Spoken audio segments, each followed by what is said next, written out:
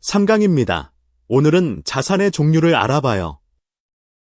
돈을 어디에 담을지 선택하는 게 투자의 첫 결정이거든요. 예금, 주식, 부동산, 코인 이들은 안전함의 정도와 번다는 속도가 각각 달라요. 오늘 배울 건 간단한 원리 하나. 안전할수록 천천히 불고 빠르게 벌수록 위험해진다는 거예요. 이 스펙트럼을 이해하면 내 상황에 맞는 자산을 선택하는 게 훨씬 쉬워집니다. 투자의 가장 기본적인 법칙이 있어요. 더 안전한 자산은 천천히 불고 더 빠르게 불수록 더 크게 잃을 수 있다는 거예요. 예를 들어 은행 예금은 1년에 2에서 3% 정도 벌지만 거의 손실이 없어요. 반면 비트코인 같은 코인은 한 달에 30에서 50% 오를 수도 있고 50에서 70% 떨어질 수도 있죠. 왼쪽은 저위험, 예금, 국채, 이고 오른쪽은 고위험, 비트코인 같은 암호화폐, 레버리지입니다. 주식, 부동산, 원자재는 그 가운데에 있어서 자산마다 위험 수익 균형이 달라요. 중요한 건 고수익만 고집하는 게 정답이 아니라는 거예요. 내가 견딜 수 있는 손실 범위를 먼저 생각하고 그 범위 안에서 자산을 선택해야 합니다. 그리고 한 자산에만 다 넣지 말고 여러 개에 나눠서 담으면 전체 변동성을 낮출 수 있다는 게 핵심입니다. 가장 안전한 자산은 은행 예금과 국채예요. 예금은 5천만 원까지 국가가 보호해주니까 은행이 망해도 그 돈은 돌려받습니다.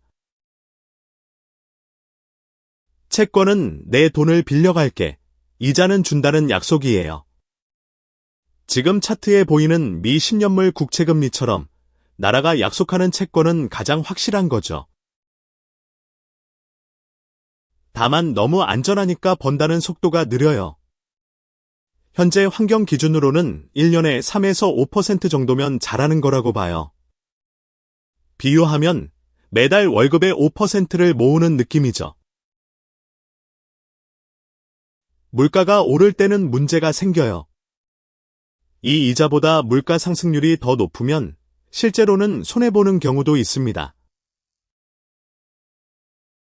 그래서 저위험 자산만으로는 장기 자산 증식에 한계가 있어요. 따라서 안전성과 수익성의 균형을 맞춰야 합니다. 주식은 기업의 조각을 사는 거예요.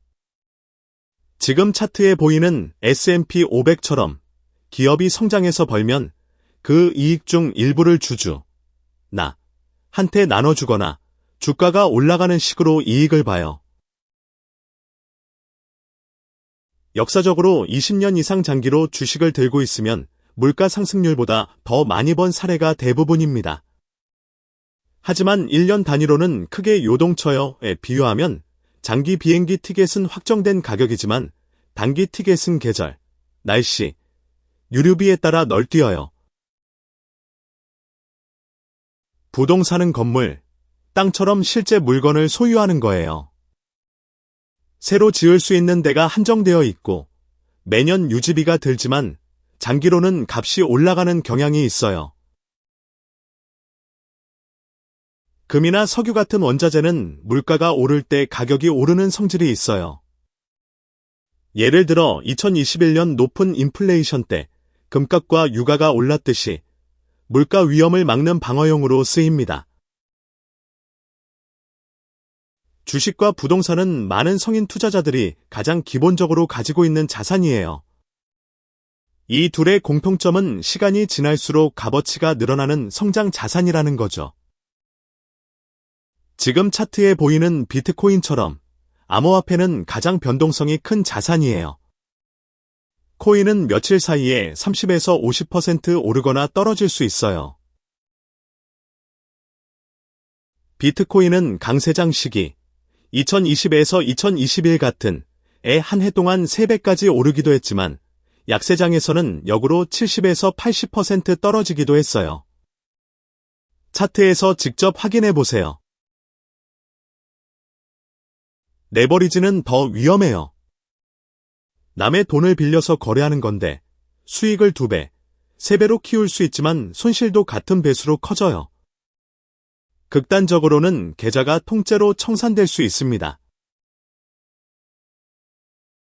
따라서 보수적인 가이드라인으로는 투자 자금 중 10에서 20% 정도만 이런 고위험 자산에 넣는 게 권장돼요. 하지만 나이, 소득, 위험 인내도에 따라 개인차가 큽니다. 핵심은 자신이 이해하지 못한 자산에 큰 돈을 넣는 건 투자가 아니라 도박이라는 거예요. 자산 배분이란 내 돈을 여러 종류에 나눠 담는 전략이에요. 비유하면 계란을 한 바구니에만 담으면 그 바구니가 떨어질 때 모든 계란이 깨지지만 여러 바구니에 나누면 위험을 줄일 수 있다는 거죠.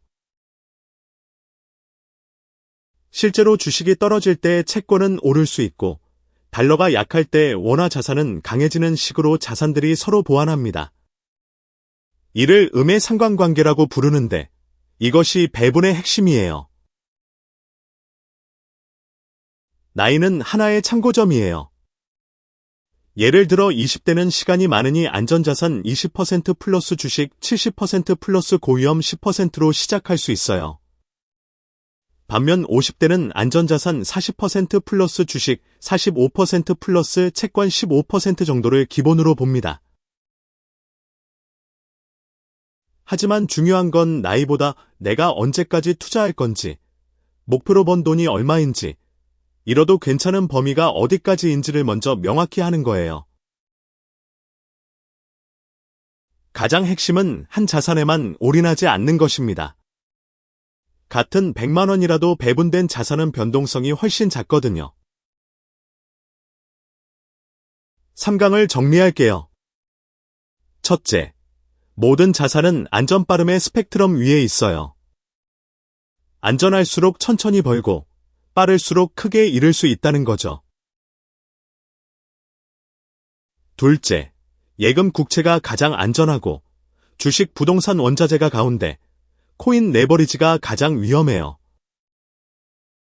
셋째, 한 자산에만 담지 말고 여러 자산에 나눠 담으면 전체 손실을 줄일 수 있어요. 다음 4강에선 시장은 어떻게 움직이는가를 봅니다. 수요와 공급, 호가창, 유동성처럼 시장의 숨은 원리를 배울 거예요. 이 강의는 교육 목적이고 투자 권유가 아니에요. 모든 매매의 책임은 본인에게 있습니다.